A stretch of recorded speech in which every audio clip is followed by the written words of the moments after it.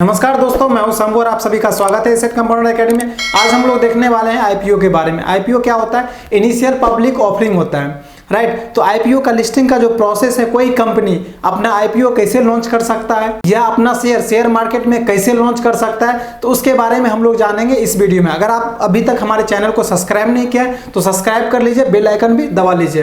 तो चलिए शुरू करते हैं इस टॉपिक को। तो सबसे पहले हम लोग देखते हैं आईपीओ लिस्टिंग प्रोसेस। तो आईपीओ क्या होता है? आईपीओ को हम लोग बोलते हैं इनिशियल पब्लिक ऑफरिंग। आईपीओ को हम लोग क्या बोलते हैं? Initial public offering.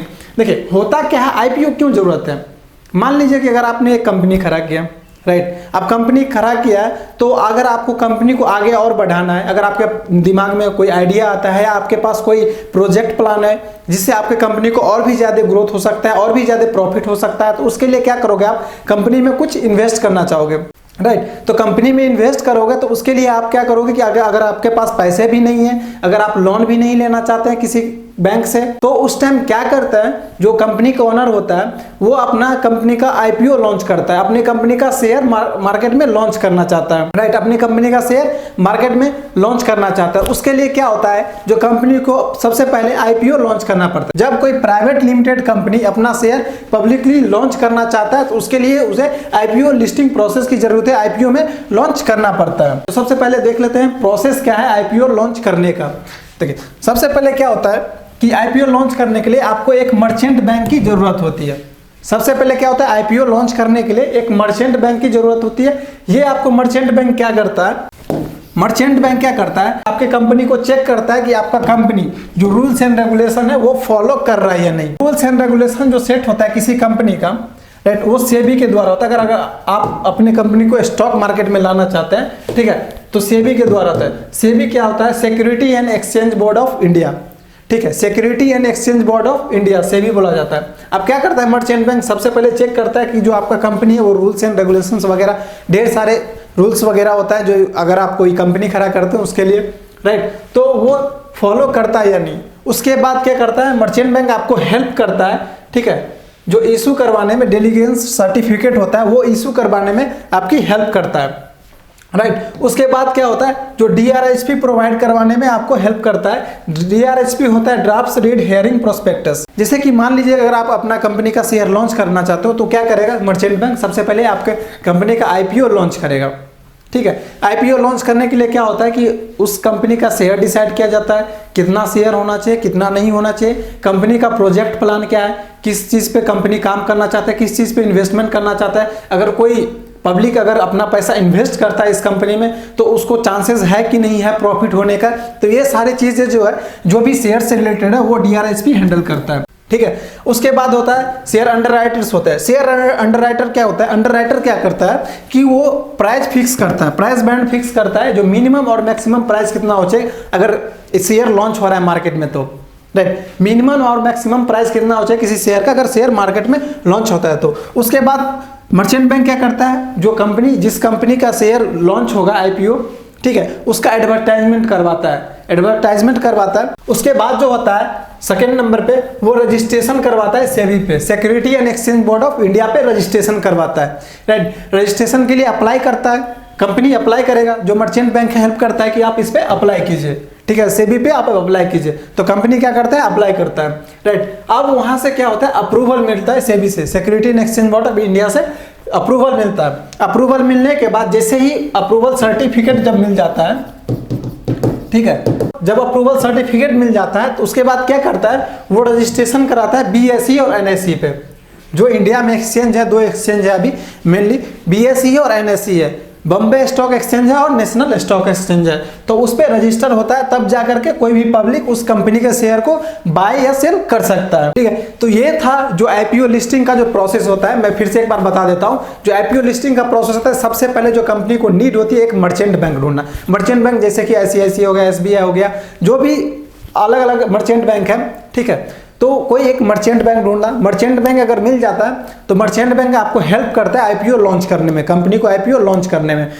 तो जब आईपीओ लॉन्च होता है तो उसके लिए क्या होता है, जब अंडरराइटर्स वगैरह होते हैं वो आपके शेयर का मिनिमम और मैक्सिमम प्राइस डीआरएचपी से क्या होता है कि आपको सारे प्रोजेक्ट का प्लान आपको सबमिट करना पड़ता है, प्रॉफिट होगा या नहीं, सारा डिटेल्स जो है प्रोजेक्ट से रिलेटेड वो भी आपको सबमिट करना पड़ता है, ठीक है। फिर एक डिलिजेंस सर्टिफिकेट आपको प्रोवाइड होता है। फिर जब आपको वहां से सब कुछ लगता है कि आईपीओ लॉन्च हो गया, सब कुछ परफेक्ट चल रहा है, राइट, तो उसके बाद क्या करता है कि सेबी पे रजिस्ट्रेशन के लिए अप्लाई करता है, security and exchange board of India पे रजिस्ट्रेशन के लिए अप्लाई करता है। अप्लाई करने के बाद अगर सेबी से अप्रूवल आ जाता है, सर्टिफिकेट मिल जाता है, उसके बाद एक्सचेंज पे अप्लाई करना पड़ता है, एक्सचेंज पे रजिस्ट्रेशन करवाना पड़ता है। जब एक्सचेंज जैसे बीएसई और एनएसई एक्सचेंज है उस पर अगर रजिस्ट्रेशन हो जाता है, उसके बाद क्या होता है, जो आपका कंपनी का जो शेयर है मार्केट में लॉन्च हो जाता है, कोई भी आम इन्वेस्टर उस शेयर्स को बाय या सेल कर सकता है। अब हम लोग देखते हैं कि रिक्वायरमेंट क्या है। रिक्वायरमेंट क्या है, अगर आईपीओ लिस्टिंग प्रोसेस का रिक्वायरमेंट क्या है, अगर हम आईपीओ लॉन्च करना चाहते हैं उसके लिए रिक्वायरमेंट क्या है, या हम अपने कंपनी का शेयर लॉन्च करना चाहते हैं उसके लिए रिक्वायरमेंट क्या है। देखिए उसके लिए रिक्वायरमेंट होता है नेटवर्थ जो है कंपनी का should be 3 crore in last 3 year. आपके कंपनी का जो नेटवर्थ होना चाहिए, ठीक है, वो शुड भी 3 करोड़ होना चाहिए इन लास्ट 3 ईयर में, पिछले 3 सालों में 3 करोड़ होना चाहिए। और उसके बाद जो दूसरा रिक्वायरमेंट है fix asset like machinery land, ये सब जो है मिनिमम 3 करोड़ का होना चाहिए लास्ट 3 ईयर्स, इन विच मॉनेटरी एसेट जो है should be not more than 50%, right. Monetary जो एसेट्स है वो जो है 50% से ज़्यादा नहीं होना चाहिए, राइट। उसके बाद तीसरा है at least 15 crore average profit before tax for the previous 3 years out of 5 years. पिछले 5 सालों में, राइट, पिछले 5 सालों के 3 सालों में एटलीस्ट 15 करोड़ एवरेज प्रॉफिट होना चाहिए टैक्स पे करने के बाद, ठीक है। तो ये सारे रिक्वायरमेंट है आईपीओ के लिए। अगर आप आईपीओ लॉन्च करना चाहते हैं अपने कंपनी का तो ये सारे रिक्वायरमेंट होता है, या कोई अपने कंपनी का आईपीओ लॉन्च करता है तो ये सारे रिक्वायरमेंट उसे फुलफिल करना पड़ता है। अब देखते हैं एडवांटेज क्या होता है, राइट। एडवांटेज होता है, देखिए पहला एडवांटेज है कि public can invest in your company. कोई भी पब्लिक जो है, जो आम इन्वेस्टर्स वगैरह है, जो आम लोग हैं, वो आपकी कंपनी में इजीली इन्वेस्ट कर सकता है, ठीक है। पब्लिक एक्सपोजर और पब्लिसिटी, देखिए ये क्या होता है कि इससे आपको क्या होगा, जैसे ही आपके कंपनी का शेयर्स या मार्केट में लॉन्च हो जाएगा, ठीक है, मार्केट में लॉन्च हो जाएगा तो आपकी कंपनी का क्या होगा, पब्लिसिटी भी मिल जाएगा आपको, आपके कंपनी को लोग जानेंगे, आपको भी जानेंगे, राइट। तो ये भी आपको एक बेनिफिट मिल जाता है। Easy to do merge with any others company, देखिए आप किसी भी छोटे छोटे कंपनी के साथ मर्ज कर सकते हैं, या किसी बड़े कंपनी का, जब आपकी कंपनी का आईपीओ लॉन्च हो जाता है तो आप किसी भी कंपनी के साथ मर्ज कर सकते हैं, या किसी छोटे कंपनी को एक्वायर कर सकते हैं। चौथा जो एडवांटेज है वो है existing stake holder can exist. देखिए मान लीजिए कि कोई कंपनी खड़ा करने में जब स्टेक होल्डर वगैरह होता है, क्या कर सकता है, वो अपना शेयर बेच करके एग्जिट भी कर सकता है। तो ये भी एक एडवांटेज ही है। एक और एडवांटेज है, मैं आपको बता देता हूँ। मान लीजिए अगर आपके पास कोई आइडिया आया, मैंने पहले ही बताया था कि अगर आपके पास आइडिया हो तब आप इम्प्लीमेंट करना चाहोगे, उसके लिए फंड्स की नीड होती है, तो आप मर्चेंट बैंक ढूंढ करके इसे आईपीओ लॉन्च करके शेयर से पैसा आप ले सकते हो, अपना शेयर दे करके पब्लिक से पैसा ले सकते हो। अगर आप नहीं लेना चाहते हो तो अगर मान लीजिए अगर आप लोन लेकर के इन्वेस्ट करते हो अपने कंपनी में, राइट, अगर आप अपने प्लान पे काम करते हो तो उसमें क्या होता है, अगर वो प्लान आपका सक्सेसफुल नहीं होता है तो उसमें क्या हो जाएगा कि आपका लॉस हो जाएगा। फिर आपको क्या हो जाएगा, किसी बैंक से अगर आपने लोन लिया तो उसे भी पेमेंट करना पड़ेगा। अगर आप आईपीओ लॉन्च कर लेते हैं, राइट, तो उससे आपको बेनिफिट ये मिलेगा कि अगर आपको लॉसेस हो जाते हैं by the way in future, ठीक है, तो उसमें क्या होता है, जो शेयर्स होल्डर्स होता है, ठीक है, जो शेयर्स आपका खरीद के रखा रहता है तो उसको भी लॉस होता है, आपको ज़्यादा लॉस नहीं होता है। ओके, तो ये भी एक एडवांटेज है। डिसएडवांटेज क्या है इसका, take a lot of time 6 month to 1 year. ये जो है ना आपको बहुत ज़्यादा समय लगता है, 6 महीने से लेकर 1 साल लग जाते हैं आईपीओ, किसी कंपनी के आईपीओ लॉन्च होने में। तो ये एक बहुत बड़ी डिसएडवांटेज है।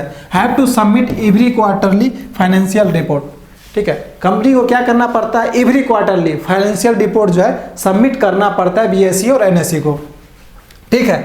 मार्केट जो प्रेशर होता है, मान लीजिए कि आप किसी कंपनी का ओनर है तो आप फ्रीली डिसीजन ले सकते हैं, ठीक है, कि कंपनी को क्या करना है क्या नहीं करना है, ठीक है। अगर आपके कंपनी का आईपीओ लॉन्च हो चुका है तो क्या करोगे कि आप एक बंधे हो जाओगे कि जो भी हम डिसीजन ले रहे हैं उसका मार्केट पे क्या असर पड़ेगा, इस कंपनी पे क्या असर पड़ेगा, तो वो क्या हो जाता है, आपके ऊपर एक मार्केट प्रेशर भी होता है। तो क्या हो जाता है, आपके ऊपर एक मार्केट प्रेशर भी हो जाता है। तो ये था डिसएडवांटेज। आई होप आप लोगों को ये सारी चीजें क्लियर होगी, आईपीओ कैसे लिस्टिंग होता है, क्या क्या रिक्वायरमेंट है, एडवांटेज क्या है और डिसएडवांटेज क्या है। अगर आप स्टॉक मार्केट में इंटरेस्टेड हैं, अगर आप स्टॉक मार्केट से पैसा कमाना चाहते हैं, तो 1 मई को बैच लॉन्च होने वाला है, उसमें केवल 25 स्टूडेंट्स ही रजिस्ट्रेशन कर पाएंगे।